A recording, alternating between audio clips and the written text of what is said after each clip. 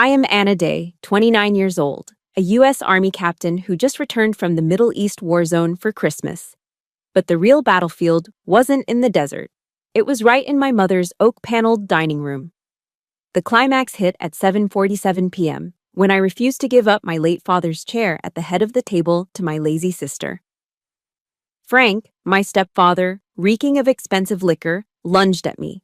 He didn't talk sense. He used the dead weight of a 200-pound man to knock over the chair I was sitting in. I fell, slamming my hip against the floor, cranberry sauce splattering onto my sacred Class A uniform. He sneered, pointing a finger in my face. "In this house, money is rank, you tax-leeching toy soldier." My mother and 23 relatives just silently lowered their heads and kept eating. They thought I would cry or fight back. But they were wrong. As I stood up and brushed myself off, I didn't look at him. My eyes were locked onto a different target. The phone he forgot to lock on the table, holding the secret to his debt and fake military shipments. Comment, justice, and subscribe to the channel right now if you believe that. Someone who insults the uniform and betrays their family deserves an ending behind bars. To understand why I didn't strike him back right then and there, you have to understand the room I was sitting in. 3 hours before the incident, the air in the house was thick. It was the typical Northern Virginia holiday party. Expensive, loud, and suffocatingly fake. I sat in the middle of a dining table that cost more than most soldiers make in a year. The centerpiece was a sprawling arrangement of winter holly and silver candles, but it couldn't hide the rot underneath. I was wearing my Class A uniform, the dress greens I'd earned with sweat and grit. The bronze star on my chest, awarded just 2 weeks ago for a logistics operation that saved a platoon, felt heavy. But at this table, it meant nothing. All eyes were glued to Brittany. My 22-year-old half-sister was busy staging an unboxing video for her Instagram story right at the dinner table. "Oh my God, you guys, look!" Brittany squealed, holding up a tangerine-colored Hermes Birkin bag. She posed, pursing her lips. "It smells like success? Thank you, Daddy." "It suits you, Princess," Frank boomed, his face flushed a deep, unhealthy crimson from the single malt scotch he'd been guzzling since noon. "That's genuine leather. Costs 12 grand. More than what this one makes in a year." He jerked his head toward me without making eye contact. "Playing in the sand." A ripple of polite, sycophantic laughter went through the relatives. My aunts and uncles, people who claimed to love the troops on Facebook, chuckled along. They knew Frank's logistics company was rumored to be in trouble. I knew for a fact he was dodging taxes because I'd heard him bragging to his lawyer on the porch earlier about using charity write-offs to trick the IRS. It was a common game for the new money crowd in D.C., and it made my stomach turn. "Frank," I said, my voice steady, the same tone I used to brief generals. "Brittany's tuition is late. Mom told me the roof was leaking last week. Is the purse really the priority?" The table went silent. The clinking of silverware stopped. Frank set his glass down hard. The ice cubes clinked, a sharp, lonely sound against the crystal. "Don't lecture me on finance, Anna. You live on government handouts paid by my taxes. I create wealth." He stood up, swaying slightly. "Brittany, honey, come sit at the head of the table. The lighting is better for your video." "That's Dad's chair," I said. It wasn't a scream. It was a statement of fact.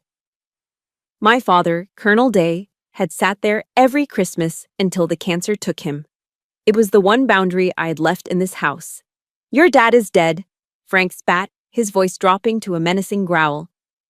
"And I paid for the chair. Move." "No." That was the trigger. It happened at 1947. I checked the grandfather clock as I fell. Frank didn't just pull the chair, he threw his weight into it. Gravity and malice took over.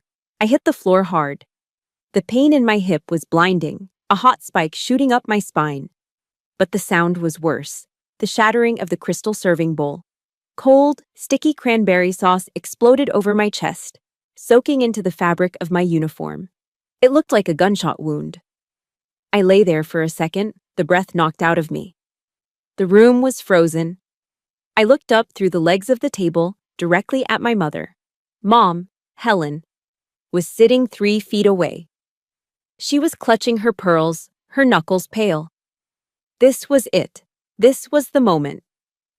Her husband had just assaulted her daughter, an officer of the United States Army, in her own home.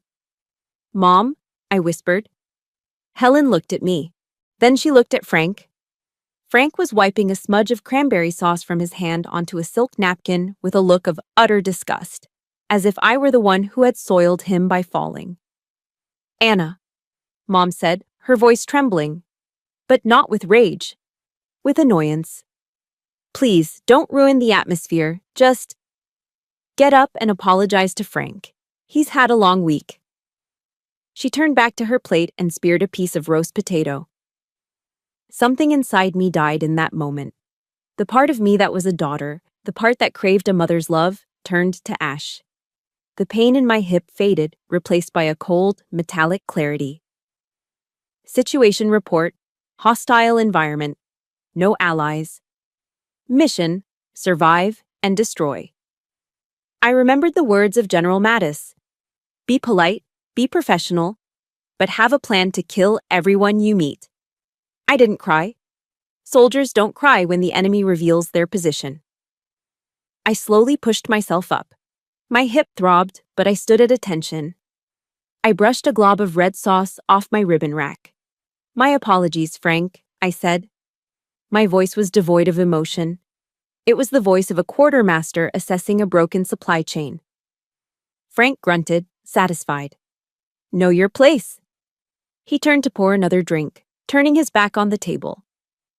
But in the chaos amidst the spilled sauce and the broken glass, he had made a fatal error.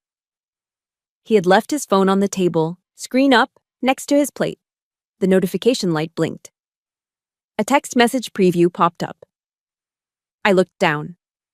My eyes locked onto the screen. Sender: Logistics Hub 4. Message: Ghost shipment cleared the Norfolk port. No inspection. Transfer the remaining $50K immediately. My heart rate didn't spike. It slowed down. My vision narrowed. This wasn't just a toxic stepfather anymore. This was a crime against the Department of Defense. In one smooth motion, practiced 1,000 times in briefing rooms, I pulled my phone from my pocket. I didn't make it obvious. I pretended to check a notification. Snap. I captured the screen. High definition. Irrefutable proof. I looked at my mother one last time.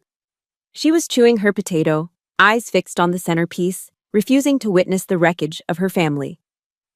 "I'm going to clean up," I said softly. I turned and walked out of the dining room. I walked with a limp, holding the phone like a weapon. I wasn't walking away in defeat. I was moving to a secure location to call in an airstrike. They thought they had broken me, but they had just handed me the coordinates to their destruction. I retreated to the guest bathroom, the only room in the house where the lock actually worked, and wetted a paper towel. I scrubbed at the cranberry stain on my dress greens, but the red dye had already soaked deep into the fabric. It looked less like a food stain and more like an old, unhealed wound. Staring at my reflection in the mirror, the anger I felt wasn't just about tonight.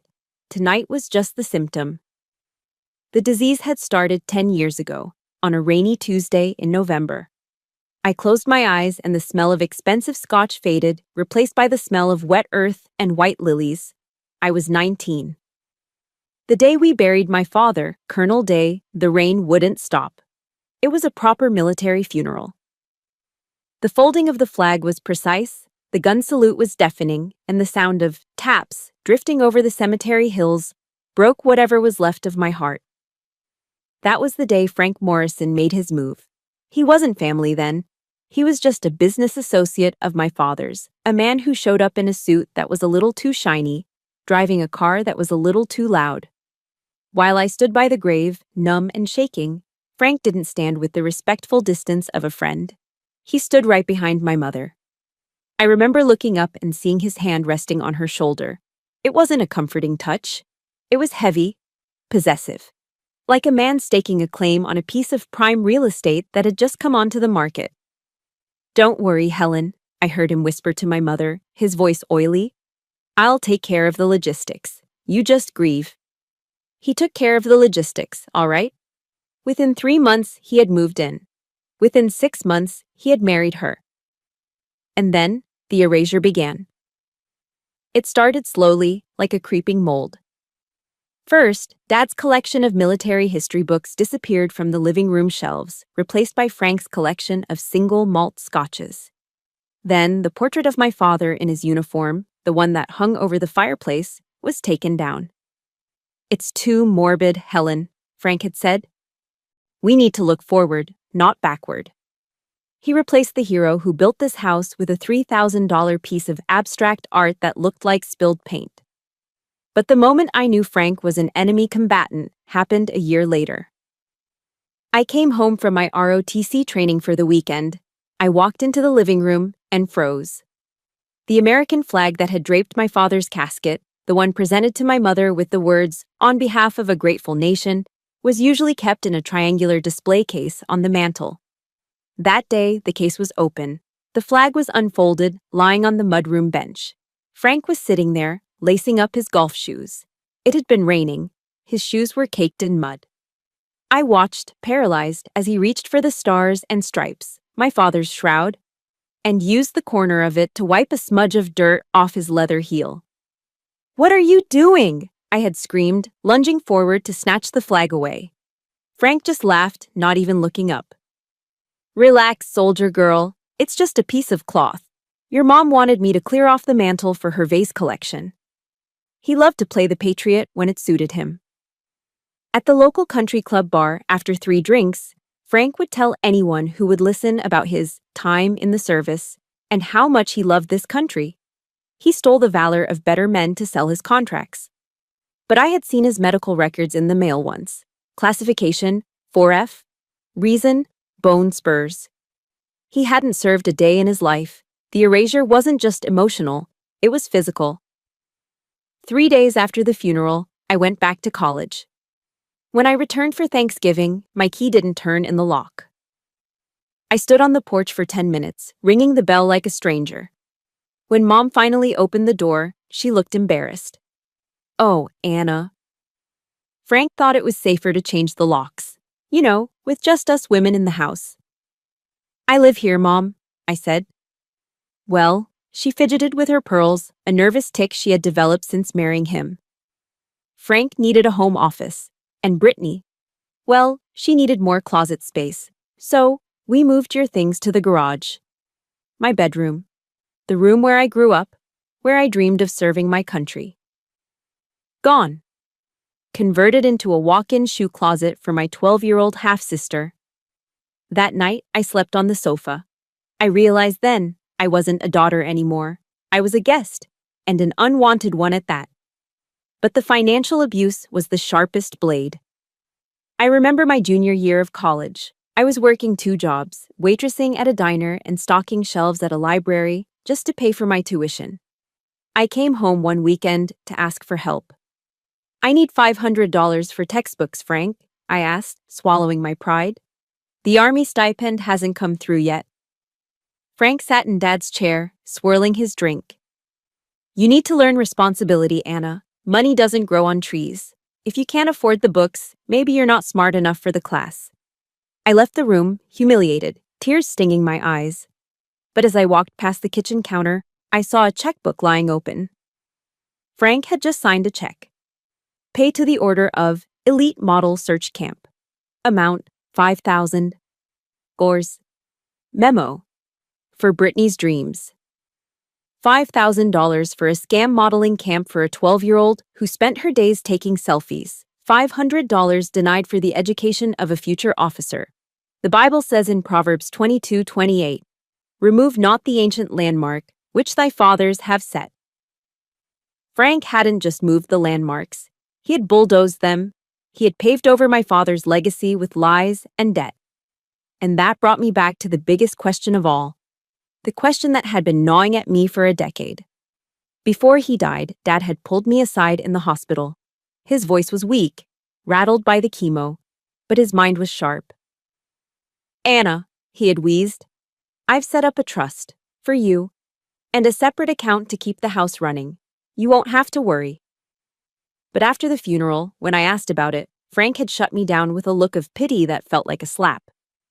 Your father was a good man, Anna, but he was terrible with money. Frank had lied, shaking his head. He died drowning in debt. I had to sell everything just to keep the bank from taking the house. You should be thanking me for saving your mother from the street. I was 19 then. I was grieving. I didn't know how to read a ledger or audit a spreadsheet. I believed him. Or maybe I was just too broken to fight. But I'm not 19 anymore. I'm a quartermaster. My job is logistics. My job is to track every bullet, every MRE, every dollar that flows through the supply chain. I know when numbers don't add up. And looking at the way Frank spent money, the cars, the bags, the booze, while claiming poverty to the IRS, something was wrong. Dad was a colonel. He was disciplined. He didn't die broke. If you've ever felt like someone stole what was rightfully yours, or if you hate seeing good people get pushed aside by greedy fakes, hit that like button right now. And tell me in the comments, do you believe in karma? Type yes if you think Frank is about to get what's coming to him. I dried my hands with the paper towel. The cranberry stain was still there, but I didn't care about the uniform anymore. I wasn't going back to the dining room to finish my meal. I remembered something. Dad's old laptop. The heavy military-grade brick he used for his personal files. Frank thought it was garbage. He had tossed it in a box in the attic years ago. But my grandmother, Dad's mom, had saved it. She had hidden it in the back of the linen closet under a stack of old quilts, just in case. I unlocked the bathroom door. The hallway was empty. Laughter drifted from the dining room. Brittany was probably showing off the bag's lining now. I turned left toward the stairs. I wasn't going to sleep. I was going to the linen closet. It was time to audit the books. The house was finally quiet. The dinner guests had dispersed, leaving behind a battlefield of wine stains and half-eaten pumpkin pie. Frank was passed out in his recliner downstairs, the television blaring Fox News, while Brittany was likely in her room, editing her unboxing video to filter out the sound of my hip hitting the floor. I sat cross-legged on the floor of the guest room, the door locked and wedged shut with a heavy chair just in case. In front of me sat the trash. It was a Panasonic Toughbook, the kind issued to field officers 15 years ago. It was thick, heavy, and encased in magnesium alloy, a tank of a computer.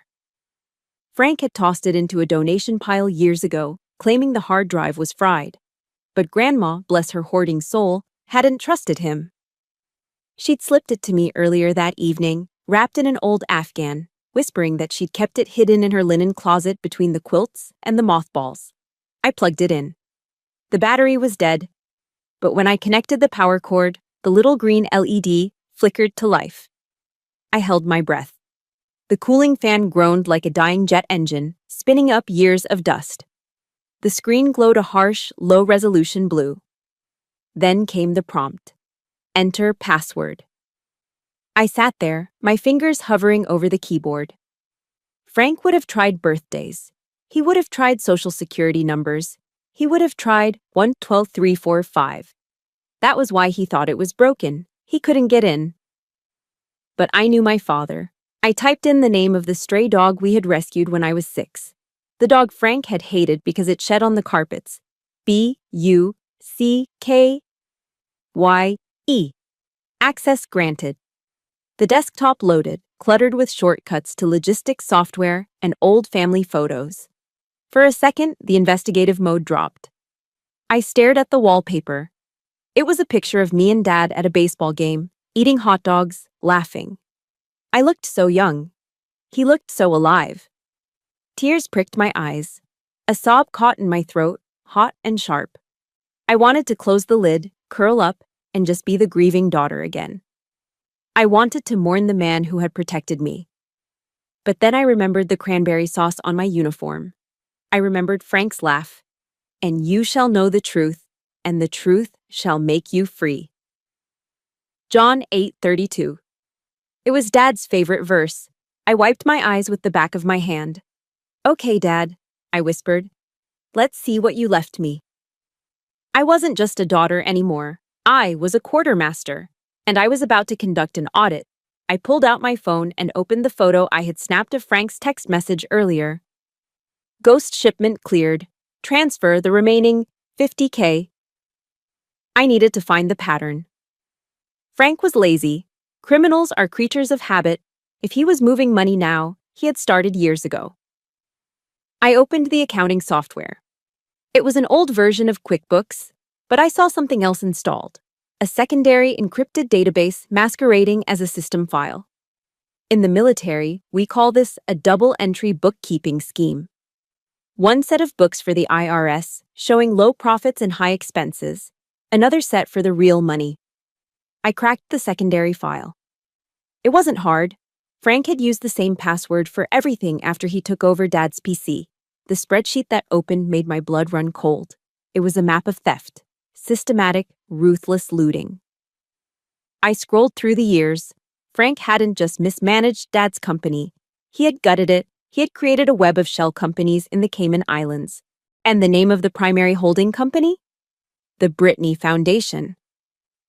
I felt sick. The charity Frank bragged about to his country club friends, the one he used to avoid taxes, was just a funnel for stolen cash. He was washing dirty money through a fake nonprofit named after the daughter he spoiled, while the daughter he abused scraped by on an army salary. But the numbers were impersonal. I needed something more to prove his character to the world. I opened his archived emails. Frank had been too arrogant to delete his sent folder before ditching the laptop. I searched for Helen, my mother. I found an exchange from 5 years ago. I remembered that winter. Mom's rheumatoid arthritis had flared up bad. She could barely walk. She needed Enbrel, an injectable biologic that cost thousands a month. Subject: medical bills, Humira. Copay. From Helen Day. To Frank Morrison. Frank, the insurance denied the new dosage. It's $4,000 out of pocket this month. I'm in so much pain. Can we transfer some from the business account? Please. My heart hammered against my ribs. I clicked on Frank's reply. From Frank Morrison. To Helen Day. Stop whining, Helen. We're liquidating assets to pay off your dead husband's debts. Remember? We're broke. Call Anna. She's an officer now. She's got that government money. Let her pay for it. It's her duty. I checked the date on the email, December 12th. Then I cross-referenced it with the secret ledger I'd just found. On December 12th of that same year, Frank had wired $45,000 to a broker in Miami. The memo line read, Deposit 3050 Sea Ray Sundancer. He bought a yacht. He bought a damn yacht the same week he told my mother to beg me for medicine money because they were broke. I had to put a hand over my mouth to stop myself from screaming. The rage wasn't hot anymore. It was absolute zero. It was a cold, hard resolve to burn his world to the ground. But I needed the kill shot. Tax fraud and emotional abuse were bad, but Frank played in the world of defense contracting. That meant federal jurisdiction. I went back to the ledger. I started looking at the inventory tab. I matched the code from the text message on my phone, ghost shipment, to the historical product codes in the laptop. Frank was a creature of habit. He was using the same suppliers he had established years ago. I found a contract from 2 years ago. Contract W92XXD04.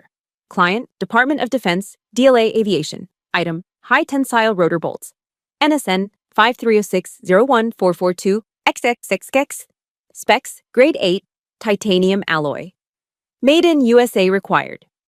This was standard stuff. Bolts used in helicopter assemblies, critical safety components. Then I looked at the cost of goods sold column for that contract. Frank had purchased the bolts for 0 or 12 cents a unit. Titanium bolts don't cost 12 cents. I clicked on the supplier invoice. It wasn't a U.S. steel mill. It was a company called Shenzhen Metal Reclaim and Scrap. The description on the import manifest read, refurbished industrial scrap, non-aviation use. The room spun. I gripped the edge of the desk so hard my fingernails dug into the wood. Frank wasn't just stealing money. He was buying scrap metal from a Chinese junkyard, repainting it, stamping a fake Made in USA logo on it, and selling it to the US military as aircraft-grade titanium. He was selling trash to keep American pilots in the air. And suddenly, the silence of the room was shattered by a memory. A memory of a phone call I received 2 years ago. A memory of a Black Hawk helicopter spinning out of control over the desert. A memory of my best friend, Mike. I looked at the screen, the blue light reflecting in my eyes like a targeting laser. "You didn't just steal my inheritance, Frank," I whispered to the empty room. "You have blood on your hands." I reached into my pocket and pulled out a flash drive. My hand was steady now. I plugged it in and hit copy all. The progress bar moved slowly. 10%, 20%. I wasn't just auditing him anymore. I was preparing a court-martial. The download finished. I pulled the drive out and clenched it in my fist. It was small, cold, and heavy. It felt like a grenade. And I was about to pull the pin. The glow of the laptop screen seemed to turn the air in the room toxic. I wasn't looking at a spreadsheet anymore. I was looking at a crime scene. I clicked open a PDF file labeled Quality Assurance Report, Batch 409. It looked official. It had the Department of Defense Eagle seal at the top. It had the stamp of a certified metallurgist. It claimed that the rotor bolts Frank shipped to the Army Aviation Depot in Kandahar 2 years ago were grade 8 titanium, heat-treated in Pennsylvania, tested for stress fractures, and certified battle-ready. But I had the other window open, the real window. The invoice from Shenzhen Metal Reclaim showed the truth. Frank hadn't bought titanium. He'd bought high-carbon steel scrap, stuff melted down from old washing machines and rebar, recast it, dipped it in a chrome finish to make it look shiny, and lasered a fake serial number onto the head. He paid 12 cents a bolt. He charged the American taxpayer $50 a bolt. It was a scam that made the Fat Leonard Navy bribery scandal look like petty theft. Leonard bribed admirals with hookers and cigars to overcharge for fuel. Frank was selling grenades disguised as safety parts. My hand hovered over the trackpad. I felt bile rising in my throat. Because I knew that part number. NSN 5306 01442 XXXX high tensile rotor assembly bolt. I froze. The room temperature seemed to drop 20 degrees. The silence of the house was replaced by a sound from 2 years ago, a sound I heard in my nightmares. The whump, whump, whump of a Black Hawk helicopter rotor blade struggling to bite into the thin desert air. My vision blurred. I wasn't in Northern Virginia anymore. I was back at Bagram Airfield. It was 1400 hours, hot, dry, the kind of heat that tastes like dust. My best friend, Mike, Chief Warrant Officer Mike Ramirez, was running a routine supply hop to a forward operating base. I was on the tarmac, signing off on a manifest for MREs. "Catch you on the flip side, Anna," Mike had yelled over the engine noise, flashing a thumbs up from the cockpit. He was smiling. He was talking about his fiancée back in Texas. They were going to get married in the spring. The bird lifted off. It got about 300 feet in the air. And then, the sound changed. It wasn't the rhythmic beat of the blades anymore. It was a high-pitched metallic scream, like a banshee, like metal shearing against metal. I looked up, shielding my eyes against the sun. I saw the main rotor wobble. It wasn't supposed to do that. The nut holding the assembly together, the bolt that Frank had supplied, snapped. The physics of flight ended. The violence of gravity took over. The helicopter didn't glide. It dropped like a stone. It spun, wild, uncontrollable circles. I heard the pilot screaming over the radio, but I didn't need a headset to hear the impact. Crunch. The sound of 3 tons of machinery hitting the hard-packed earth is something you feel in your teeth. Dust exploded. Then came the fire. I ran. I ran toward the wreckage before the sirens even started. I pulled Mike out of the cockpit. But I didn't pull all of him out. The instrument panel had crushed his legs. The jagged metal of the fuselage had severed his right leg below the knee. There was so much blood. It soaked my uniform, turning the desert camouflage into a dark, sticky red. Just like the cranberry sauce on my dress greens tonight. "Anna!" Mike had gasped, his face gray with shock. "My leg. I can't feel my leg." The investigation report had been inconclusive. Catastrophic mechanical failure, they called it. Metal fatigue. I sat back in the guest room chair, trembling. Tears were streaming down my face, hot and fast. It wasn't metal fatigue. It wasn't bad luck. It was Frank. Frank wanted a vacation home in the Hamptons. Frank wanted to join the platinum tier at the country club. And to get it, he bought 12-cent bolts from a scrapyard and put them in Mike's helicopter. Mike lost his leg because Frank wanted a bigger boat. Ding! The sound of my own phone startled me. It was a cheerful, bright notification sound. I looked down. An Instagram notification. Brittany XO just posted to her story. My thumb moved automatically. I tapped the screen. The video was loud. Pop music blared. Brittany was filming herself in the mirror of her bedroom down the hall. She was wearing a new designer jacket, holding up shopping bags. "Ugh, you guys," she said to the camera, doing a sad, pouty face. "Dad is totally stressing about work again, so he gave me his Amex to cheer me up. Retail therapy is real. Just dropped $20K at Tyson's Corner. The vibe is immaculate." She zoomed in on the receipt. Total, 20,350 hours, 1 ZURCs. I did the math in my head. $20,000. That was the exact profit margin on one crate of those counterfeit bolts. Frank had taken the blood money from the accident that crippled my best friend and given it to his daughter to buy jackets she would wear once. I threw the phone onto the bed. I couldn't touch it. It felt contaminated. I reached into my duffel bag, the one I hadn't even unpacked yet. My fingers brushed against the cold metal of a small box. I pulled it out. Inside was Mike's Purple Heart. He had given it to me to hold onto while he went into his 5th surgery for prosthetics fitting. "Keep it safe, Anna," he'd said. "You were the one who pulled me out."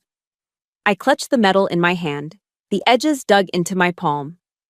I squeezed it until I felt my skin break, until the physical pain grounded me. General Douglas MacArthur's farewell speech echoed in my mind. Duty, honor, country. Those 3 hallowed words reverently dictate what you ought to be, what you can be, what you will be. Frank Morrison had betrayed all 3. He had betrayed his duty as a citizen. He had sold his honor for cash. He had sold out his country to the lowest bidder. The tears on my face stopped. The grief that had been choking me for 2 years evaporated. In its place was something else, something cold, something dangerous. This wasn't a family dispute anymore. I wasn't a stepdaughter angry about a lost inheritance. I wasn't a sister jealous of a handbag. I was an officer of the United States Army. And I had just identified a domestic terrorist living in my mother's house. I looked at the laptop screen one last time. I looked at the fake, Made in USA stamp on the digital invoice. "You want a war, Frank?" I whispered to the empty room. My voice sounded different. It was guttural. "You just deployed to the wrong combat zone." I stood up. I didn't limp this time. I walked over to the window and looked out at the dark driveway where Frank's Mercedes was parked. I wasn't going to just report him. That was too easy. Reporting him meant lawyers, plea deals, maybe a few years in a minimum security prison where he could work on his golf swing. No, I wanted him destroyed. I wanted him to feel the same panic Mike felt as the ground rushed up to meet him. I turned back to the computer. I had the evidence. Now I needed the ammunition, and I knew exactly where to aim the first shot. Sun Tzu wrote, "Attack him where he is unprepared, appear where you are not expected." Frank expected a screaming match. He expected me to cry to my mother or maybe file a civil lawsuit for my inheritance, something his high-priced lawyers could tie up in court for years until I ran out of money. He didn't expect a tactical nuclear strike on his finances from a Waffle House booth at 3 a.m. I had relocated to a cheap motel off I-95. The room smelled like stale cigarettes and lemon cleaner, but the Wi-Fi was strong. I sat there with Dad's old tough book, a cup of lukewarm diner coffee, and a cold, predatory focus. I wasn't Anna the daughter anymore. I was Captain Day, coordinating fire support. Target 1, the IRS. I navigated to the official IRS whistleblower office portal. In the US, tax fraud is a serious game, but reporting it is even more serious. I filled out Form 211. It's a beautiful document. It allows an individual to report major tax evasion, and if the government recovers the money, the whistleblower gets up to 30% of the take. I uploaded the double entry ledgers I had pulled from Frank's secret drive. I highlighted the Brittany Foundation shell companies in the Caymans.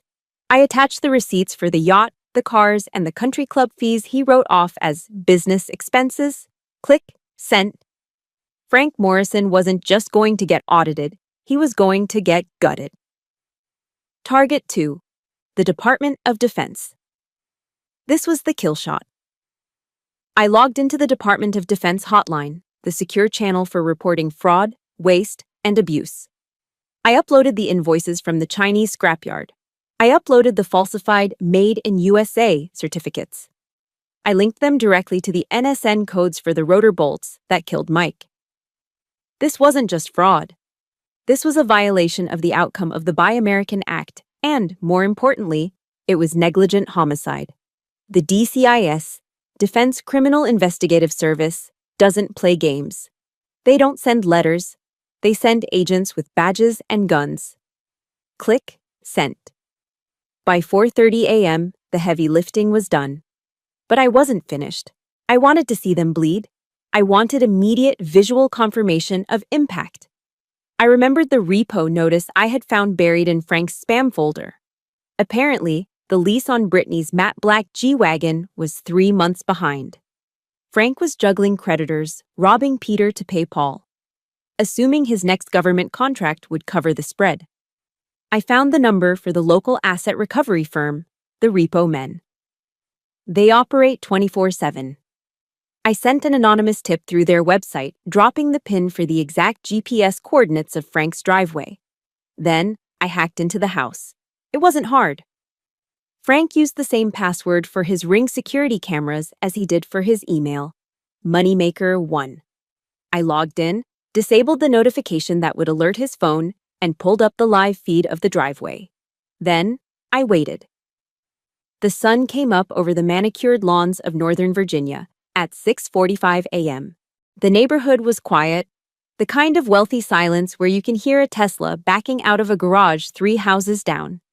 At 7:02 a.m., a heavy-duty tow truck turned the corner. It wasn't subtle.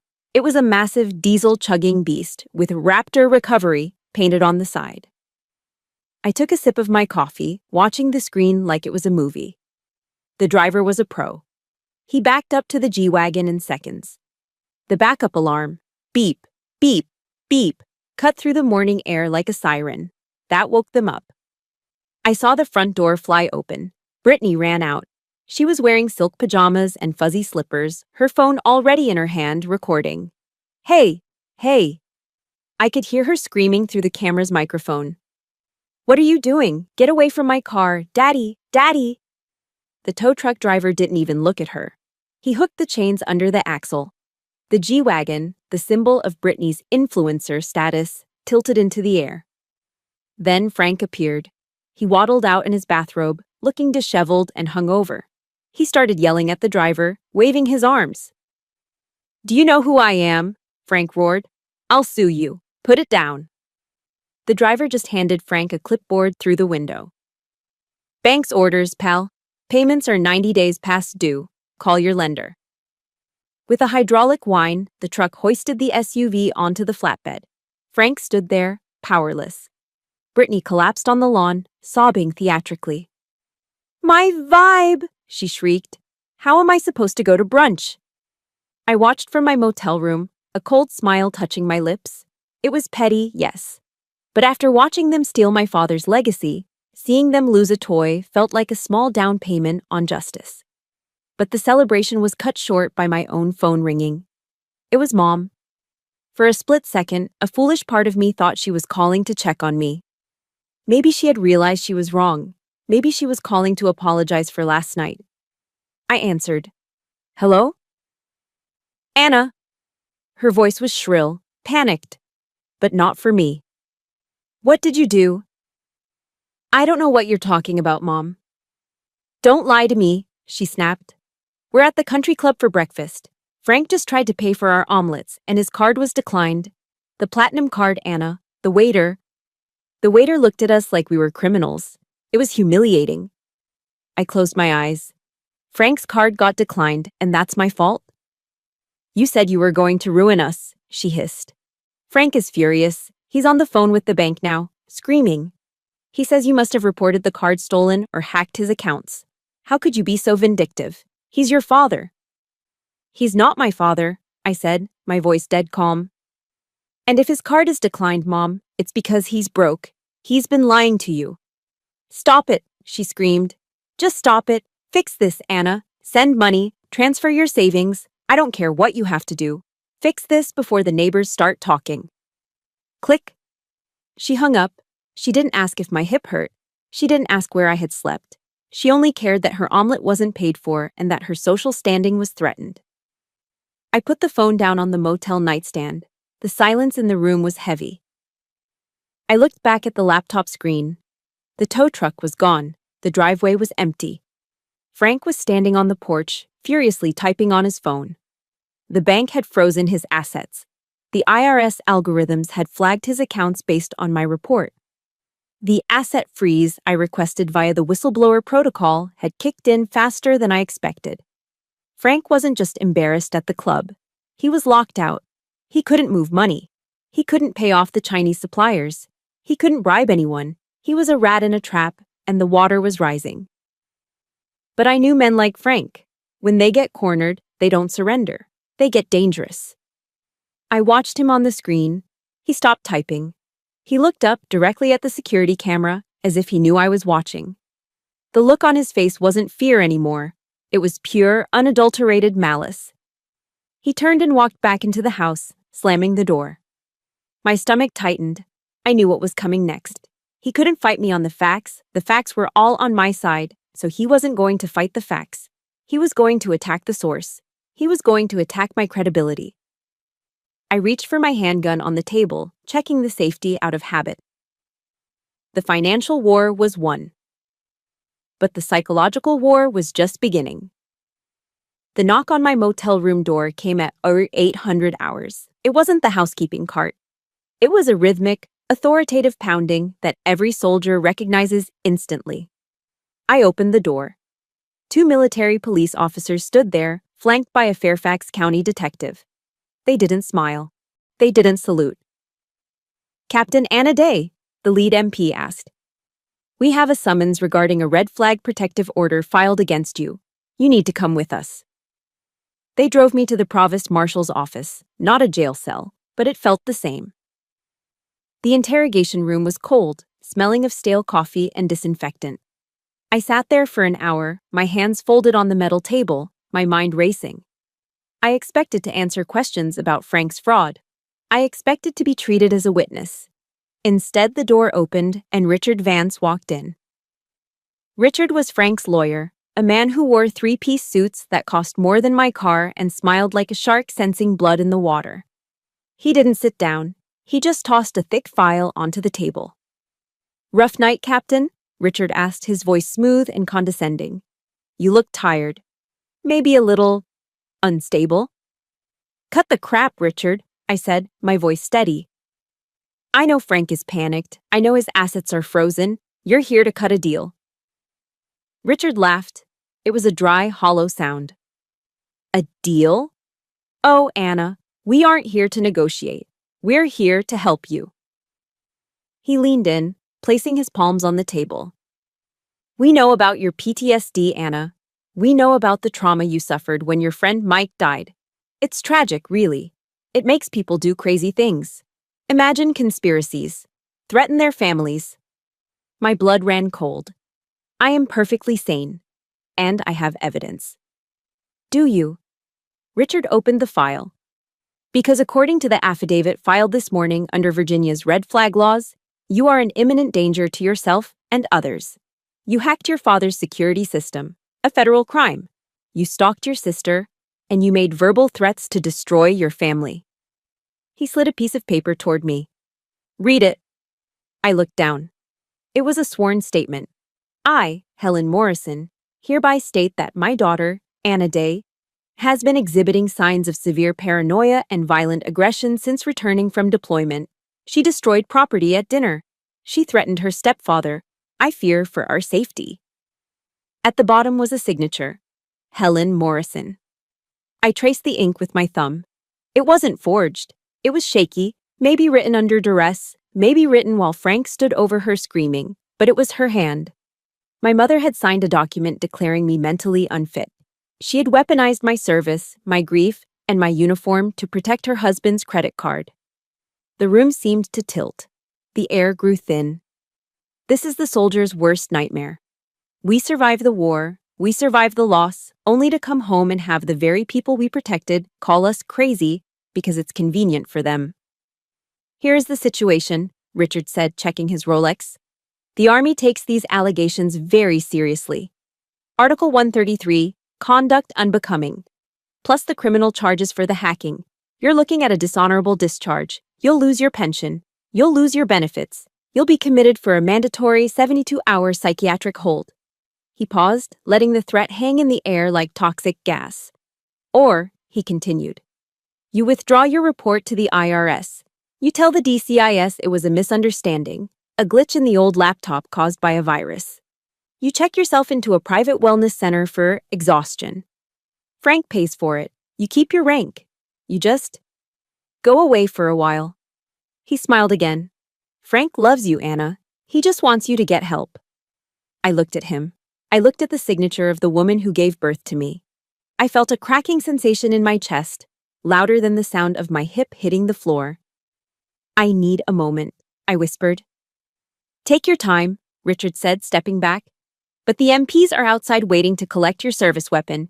You're on administrative leave, effective immediately. He walked out. Administrative leave, stripped of duty, stripped of purpose. An hour later, I was back in my apartment, not the motel. I'd been forced to return to my legal residence to surrender my firearm. The MPs had taken the firing pin, rendering my Sig Sauer P320 a useless paperweight. I sat on the edge of my bed. The blinds were drawn. The apartment was silent. I was alone. Completely, utterly alone. My mother had betrayed me. My sister was a stranger. My enemy held all the cards. The system I believed in, the law, the military, was being turned against me by a man with a checkbook. I looked at the gun on the nightstand. It was just metal and polymer now. Like me, hollowed out. I felt the darkness creeping in. The voice in my head, the one that sounded like Frank, whispered that I should just give up. Sign the papers. Take the deal. Go to the wellness center and let them drug me into oblivion. Maybe I was crazy. Maybe fighting a millionaire was a suicide mission. I put my head in my hands. The tears finally came, hot and stinging. Not tears of sadness, but tears of frustration. I was at the bottom of a deep, dark well, and the walls were slick with oil. But then, a different voice cut through the noise. It wasn't Richard's voice. It wasn't my mother's. It was David Goggins. I remembered listening to his audiobook during rucksacks in the desert. When you think you're done, you're only at 40% of what your body's capable of doing. That's just the limits that we put on ourselves. I lifted my head. I wiped my face. They wanted me to be the broken veteran. They wanted me to be the crazy daughter. Because if I was crazy, then Frank wasn't a criminal. I stood up and walked to the mirror. My eyes were red, but the fire behind them hadn't gone out. It was just banking down, waiting for oxygen. I am not done, I said to the empty room. I am at 40%. This is the hardest part of the story for me to tell. Being gaslit by your own family is a pain I wouldn't wish on my worst enemy. If you have ever been made to feel crazy just for speaking the truth, or if you stand with veterans who are wrongly stigmatized, please hit that like button right now. And comment "I believe you" below. I need to know I'm not fighting this battle alone tonight. I washed my face with cold water. I put my uniform jacket back on, even though I was technically suspended. It was my armor. Richard said I had no way out. He said no one would believe me. But he made one mistake. He assumed I was fighting this war alone. He assumed the only family I had was the one that lived in that mansion. He forgot about the other family, the one forged in blood and gold stars. And just as that thought crossed my mind, just as I was tightening my bootlaces for the next round, knock, knock, knock. It wasn't the MPs this time. The knock was softer, gentle, but persistent. I walked to the door, my heart hammering. Was it Richard coming back for my signature? Was it the men with the white coats? I unlocked the deadbolt and pulled the door open. It wasn't the police. Standing in the hallway was an old woman leaning on a cane, flanked by 3 women I'd never met before. But I recognized them instantly, not by their faces, but by the lapel pins they wore on their coats, a gold star on a purple background. "We heard you were in trouble, Captain," my grandmother said, her eyes twinkling with a defiance that skipped a generation. So I brought in the heavy cavalry. The knocking didn't stop. It wasn't aggressive, but it was relentless. I took a deep breath, smoothing the front of my uniform jacket. I expected to see the grim faces of the military police, or worse, the white coats of a psychiatric transport team sent by Richard. I braced myself, mentally rehearsing my rights under the UCMJ. I unlocked the deadbolt and pulled the door open, ready for a fight. But I didn't find a fight. I found a casserole. Standing in the hallway, leaning heavily on a cane but looking sharper than a tack, was my grandmother, Evelyn Day. And she wasn't alone. Flanking her were 3 women I'd never met. They were older, dressed in sensible winter coats against the Virginia chill. They didn't look like soldiers. They looked like the women you'd see at a church bake sale or a library board meeting. But then I saw the lapel pins on their coats, a purple circle, a gold star in the center. My breath caught in my throat. In America, you don't mess with the Marines, and you certainly don't mess with the Gold Star mothers. These were women who had lost a son or daughter in active duty service to the United States. They carried a moral authority that no lawyer, no millionaire, and no politician could touch. "Grandma," I stammered, my hand falling from the doorknob. "You look like hell, Anna," Grandma said, stepping inside and brushing past me. "And you're too skinny. I told you those MREs would ruin your stomach." "We brought dinner," the woman to her left said. She was a petite African-American woman with silver hair and eyes that looked like they had seen everything. She was holding a heavy Pyrex dish wrapped in a towel.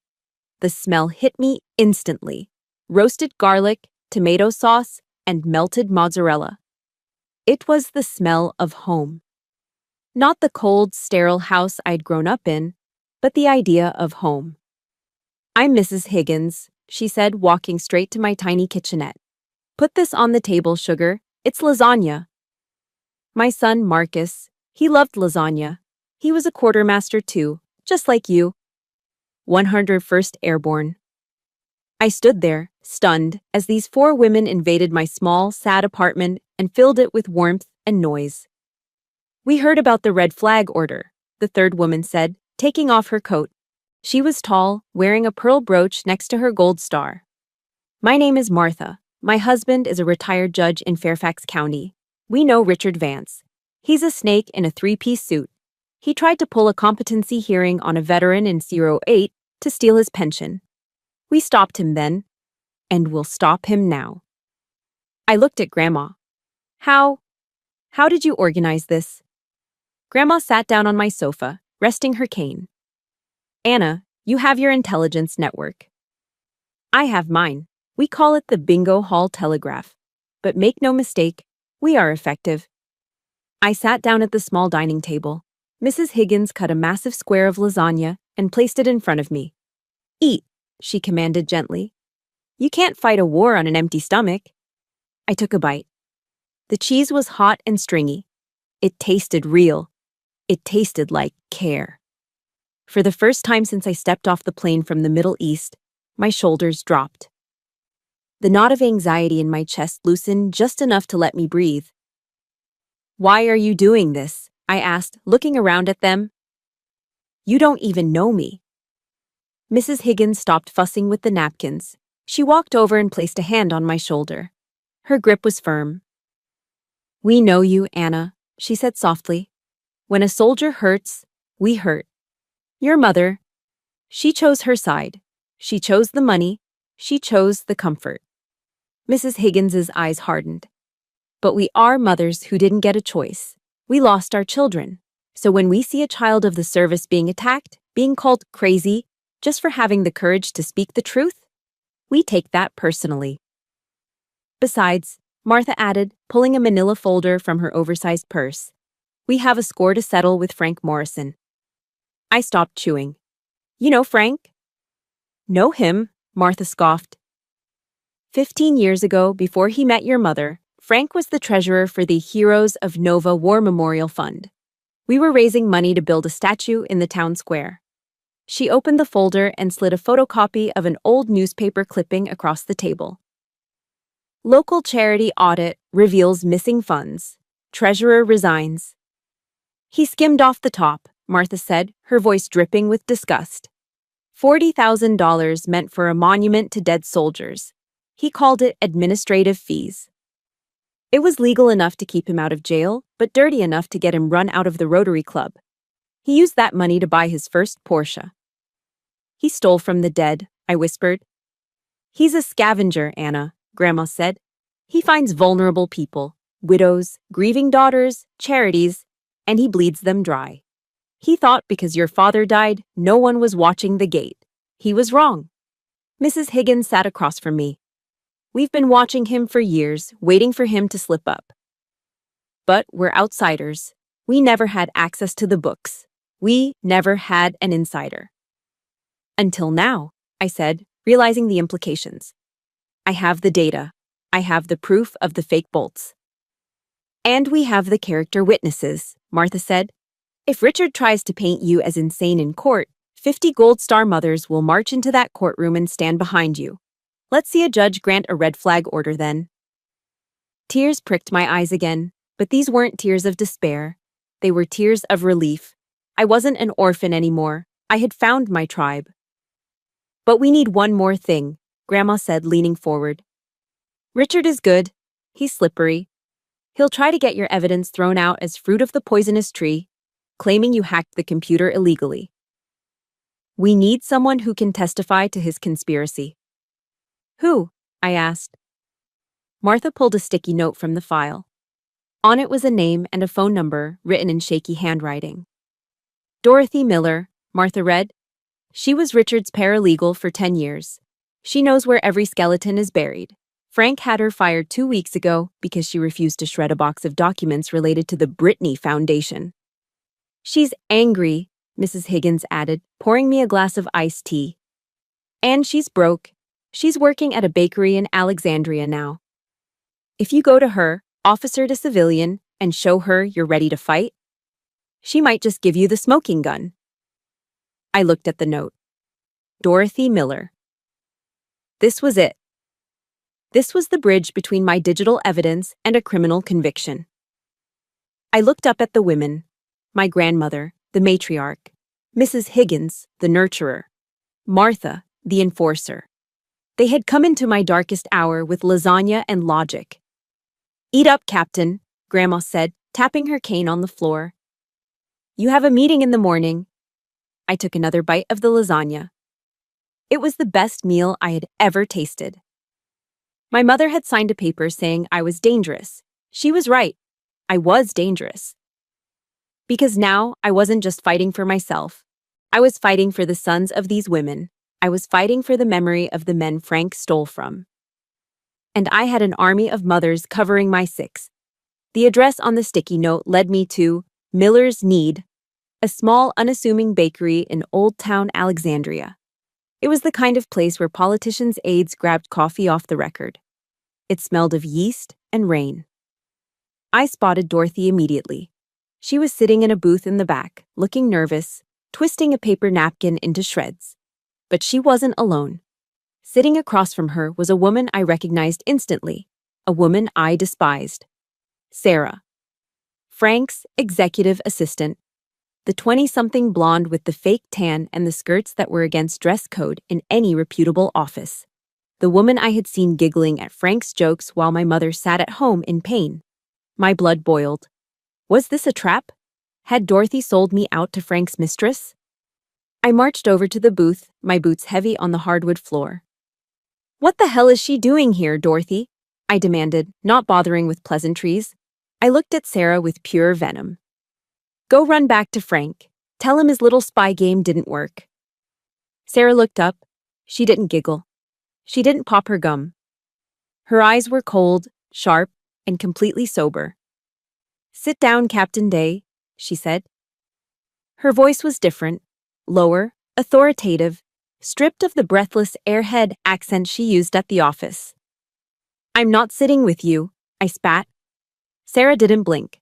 She reached into her designer purse. I tensed, ready to grab her wrist, thinking she was going for a phone to record me. Instead, she pulled out a leather wallet and flipped it open on the table. A gold shield gleamed under the pendant light. Federal Bureau of Investigation. I froze. I'm Special Agent Sarah Jenkins, Financial Crimes Division, she said, sliding the badge across the table. And I'm not sleeping with your stepfather, Anna. I've been building a RICO case against him for 24 months. I sat down. My legs felt weak. You're a Fed? Undercover, Sarah corrected, snapping the wallet shut. Frank is a predator, Anna. He targets women he thinks are stupid.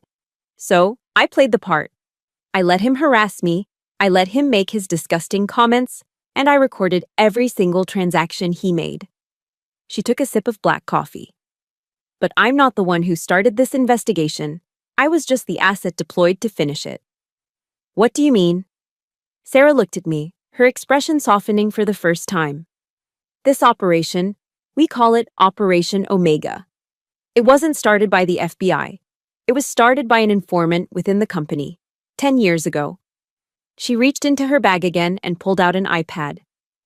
He knew he was dying, Anna. He knew Frank was circling like a vulture. He knew your mother was too weak to stop him. So he came to us. She pressed play and turned the screen toward me. The screen flickered. And there he was. My father, Colonel Day. He looked thinner than I remembered, the cancer already eating away at him, but he was wearing his uniform. He was sitting in his study, the room Frank had turned into a shoe closet. Hello, Anna Banana, Dad's voice cracked through the bakery's speaker. A sob escaped my throat before I could stop it. It had been 10 years since I heard that nickname. If you are watching this, Dad continued, looking directly into the camera lens, then I'm gone. And if Agent Jenkins is showing you this, it means Frank has finally crossed the line from greed to treason. Dad took a deep breath on the screen. I didn't lose our money, sweetie. I hid it. I moved the family trust into a blind account that Frank can't touch. It's a dead man's switch. It only unlocks when Frank is indicted for a federal crime. I knew he would try to steal everything. I knew he would try to erase me. But I couldn't stop him while I was sick. So I turned my company into a honeypot. I let him think he was winning so he would lead the authorities to the bigger fish, the suppliers. Dad leaned in closer to the camera. His eyes were wet. I'm sorry I have to leave you on this battlefield alone, soldier.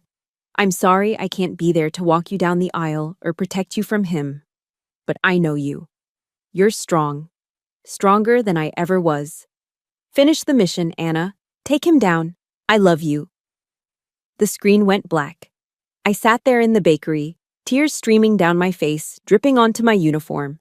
I wasn't crying from grief anymore. I was crying from relief. He hadn't left me. He hadn't been careless. He had been playing the long game.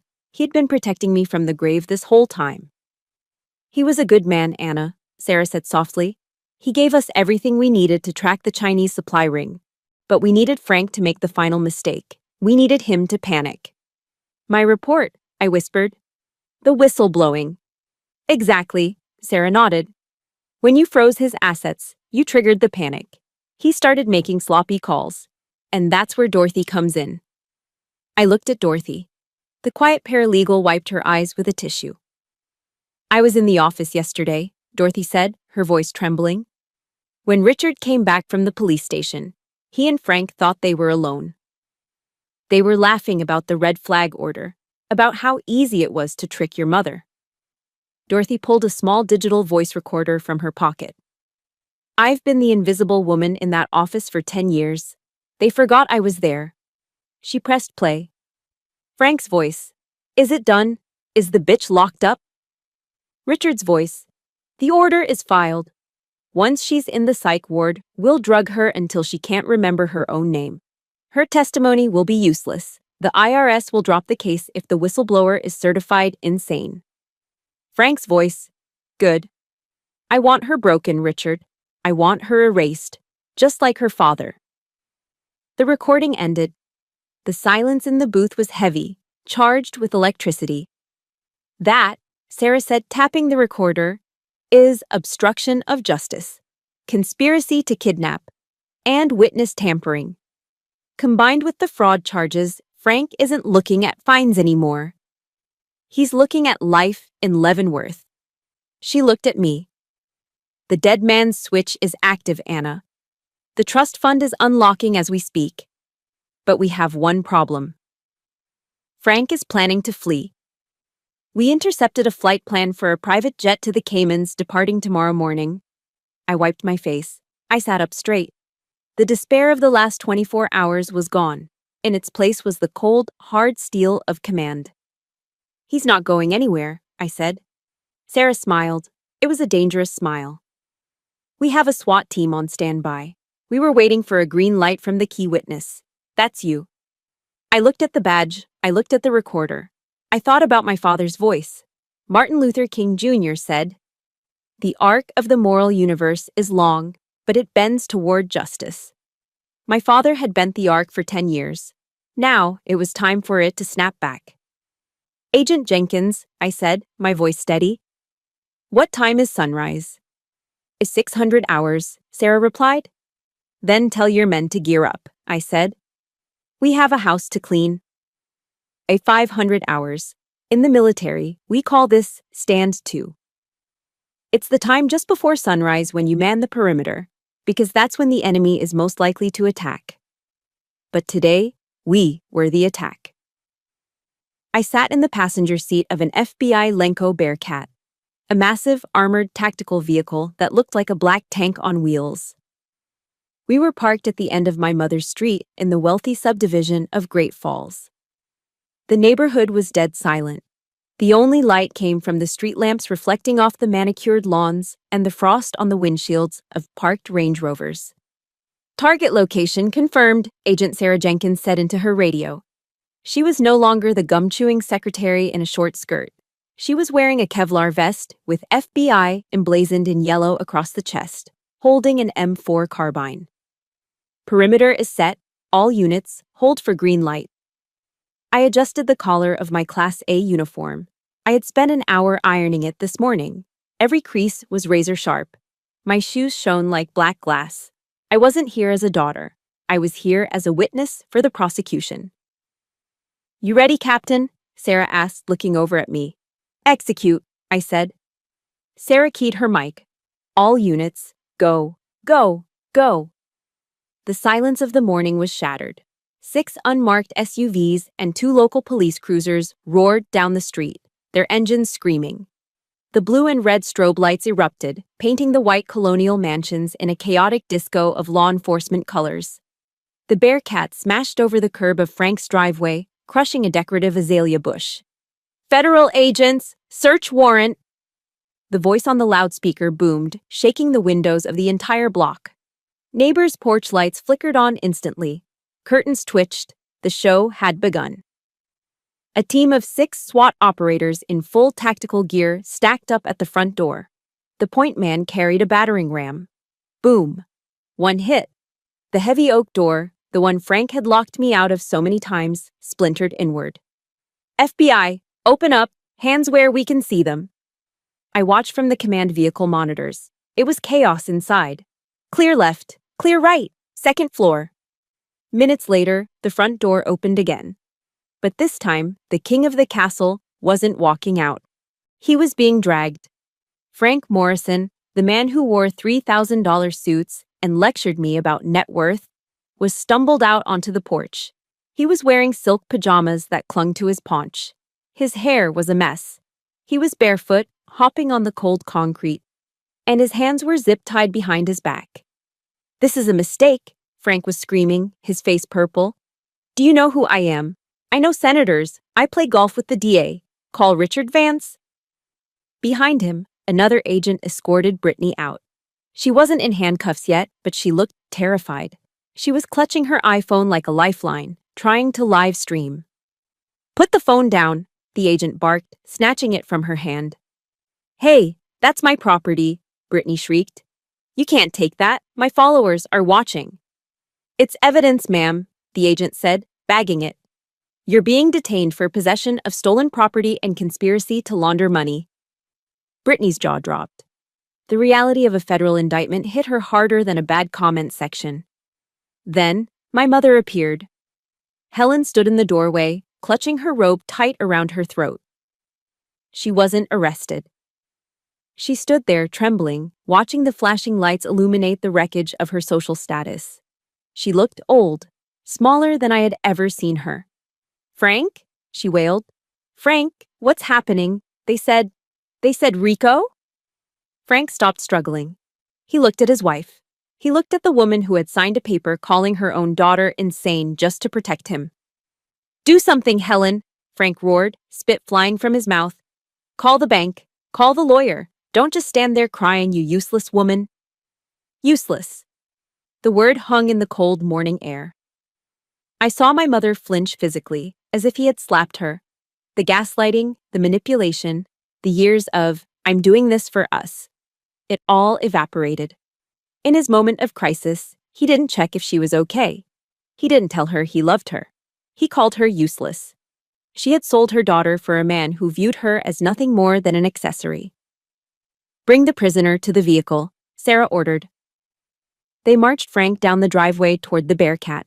He was still ranting, his eyes scanning the crowd of neighbors who had gathered in their bathrobes to watch the downfall of the neighborhood bully. Then, he saw me. I stepped out of the armored vehicle. The floodlights caught the gold bars on my shoulders and the bronze star on my chest.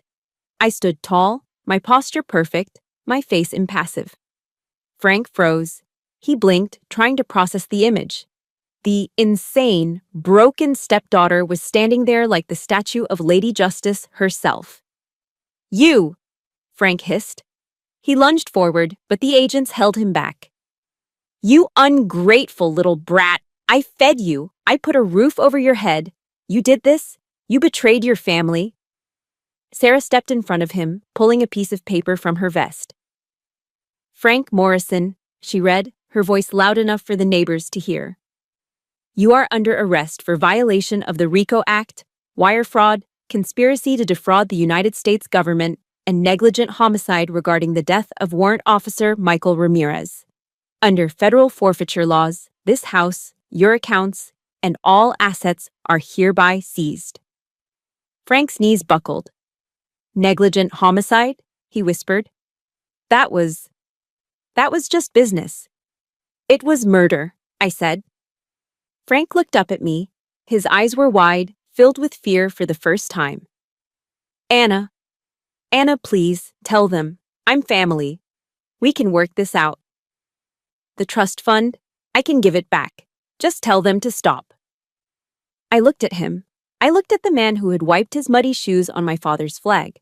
I didn't say a word. I slowly raised my right hand.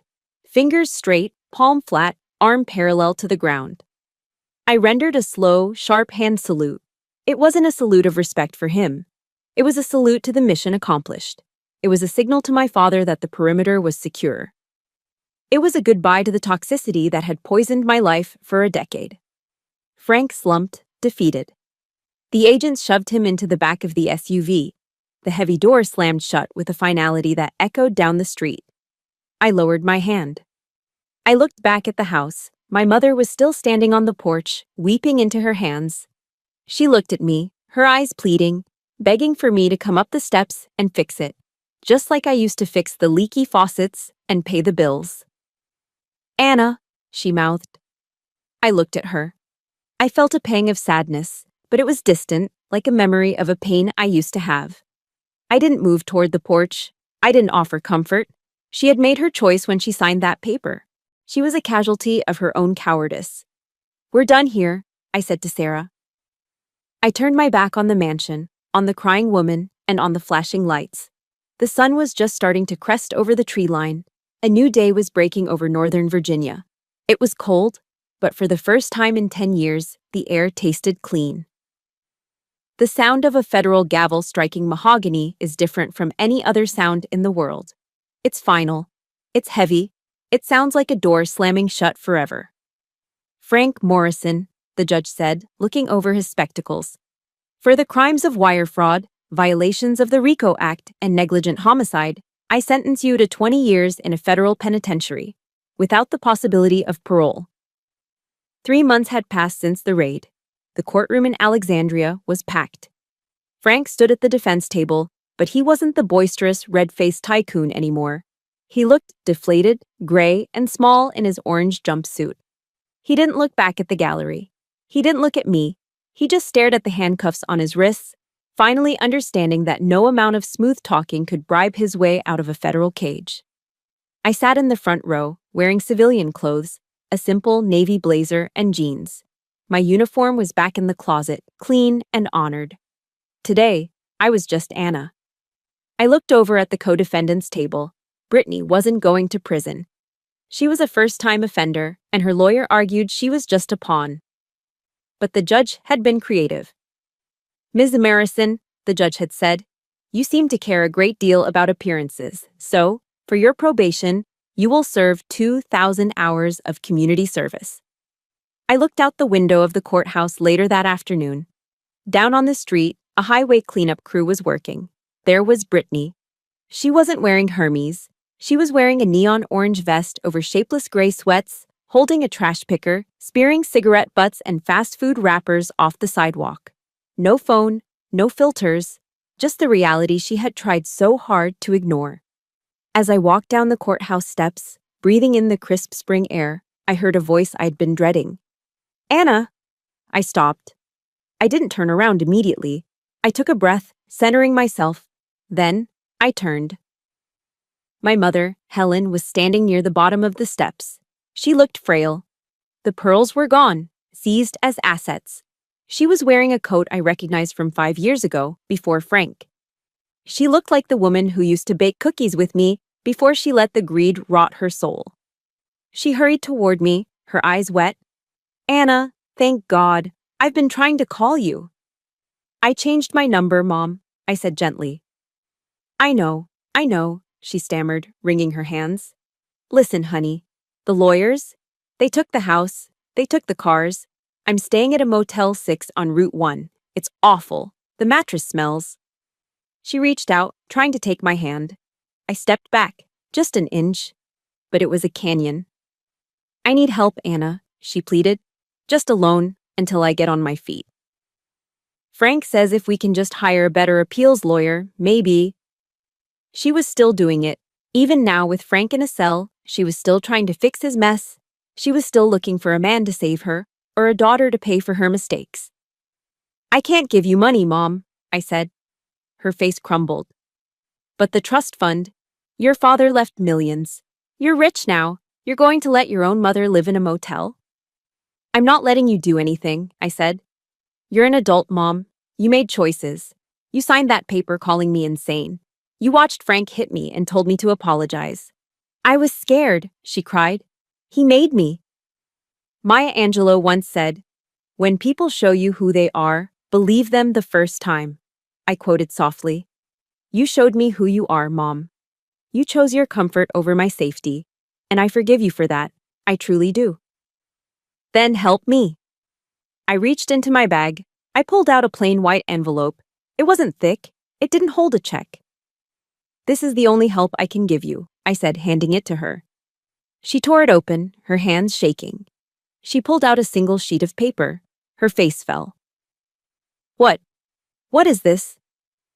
It's a list of therapists in Northern Virginia who accept state insurance, I said. And a list of job placement agencies for women re-entering the workforce.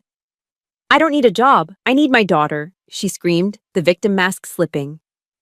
No, Mom, I said, my voice steady and calm.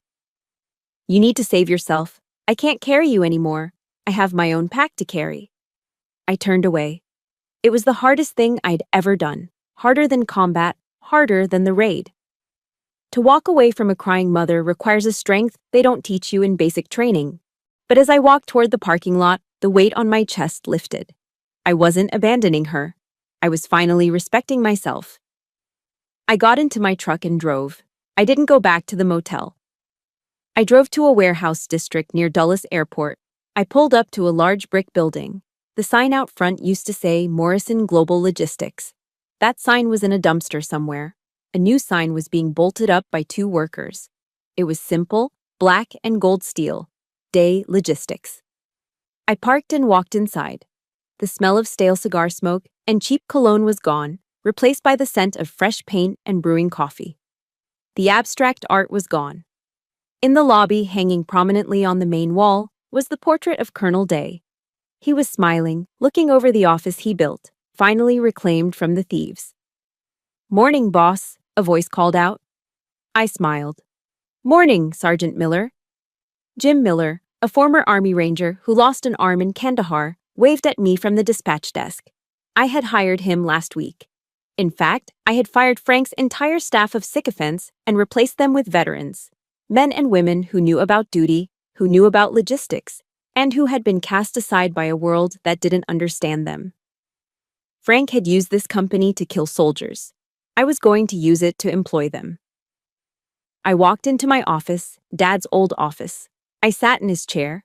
It fit perfectly. I looked at the stack of contracts on the desk. Legitimate contracts. No Chinese scrap, no bribes, just honest work moving supplies for the people who needed them. My phone buzzed on the desk. It was a group text.